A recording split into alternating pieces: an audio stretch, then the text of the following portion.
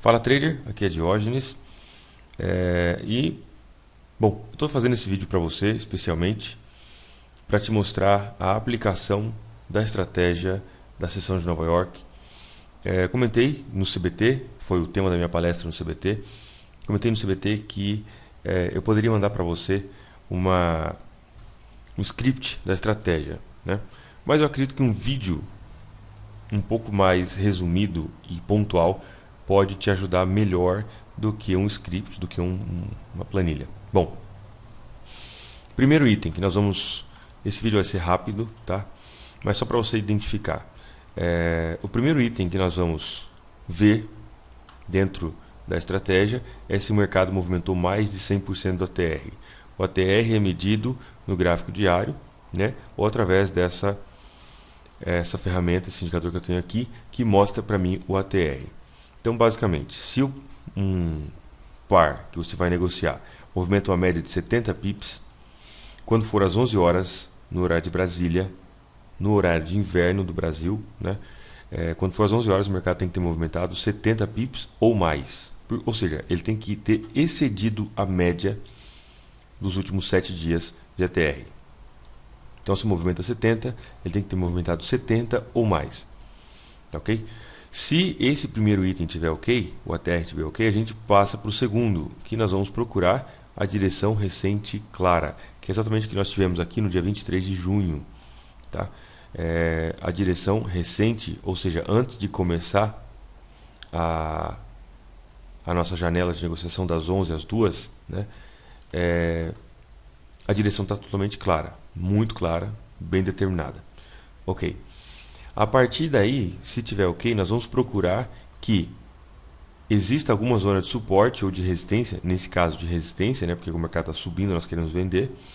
Nós vamos procurar se existe alguma zona de resistência no gráfico de 1 hora, 4 horas ou diário, que esteja acontecendo nessa zona aqui. Então, primeiro item, 100% da TR. Segundo item, direção recente clara. Terceiro item, uma zona de resistência em um período maior. Gráfico de 1 hora, 4 horas ou diário.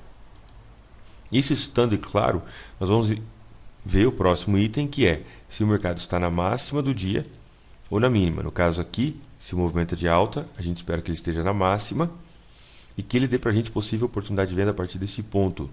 Tá? Então nós vamos ticando todos os itens. E por último, nós vamos identificar se esse é um movimento de ignição ou se é de exaustão. Um movimento de ignição é basicamente isso aqui, ó. Isso aqui é um movimento de ignição. O mercado estava caindo, de repente do nada apareceu esse candle, nessa força compradora, apagou alguns candles anteriores com bastante força. Isso aqui é ignição. Ok? A exaustão ela acontece quando... Veja bem, aqui nós tivemos a ignição, nesse ponto, né? A entrada de um candle de decisão de compra. A exaustão acontece depois do movimento, quando entra um candle forte como esse aqui. Basicamente é o mesmo padrão daqui de trás, só que na direção oposta e no final do movimento, certo? Bom, é um movimento de exaustão, maravilha, o mercado subiu, retraiu. Esses são os filtros. Uma vez que nós temos todos esses filtros aí acontecendo no mercado, nós vamos esperar que o primeiro candle que feche abaixo da média de 8, esse aqui é azulzinho, é a média de 8 períodos, tá? Que ele feche abaixo da média de 8 e que nesse exato momento o RSI seja maior do que 40. Maior do que 40, os níveis de 40. Vou te mandar também o template junto e você vai, é só colocar o template, carregar e aparece aí.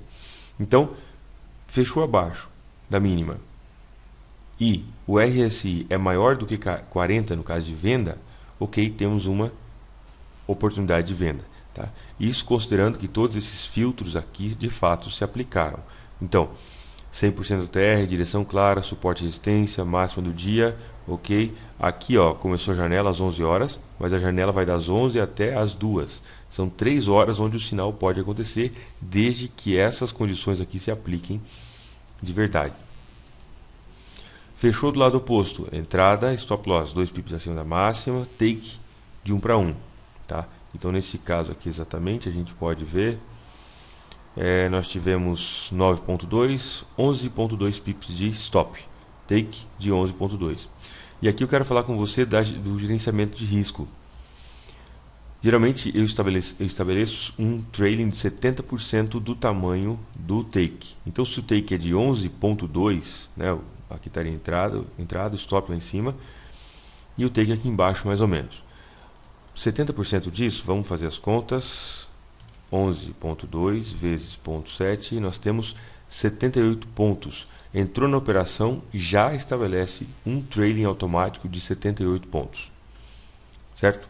Porque é 70%. Depois que o mercado andou 70% na sua direção, você não quer que ele volte e te dê o stop inteiro lá em cima, né? É uma forma de precaução. E aí nós temos a janela de tolerância.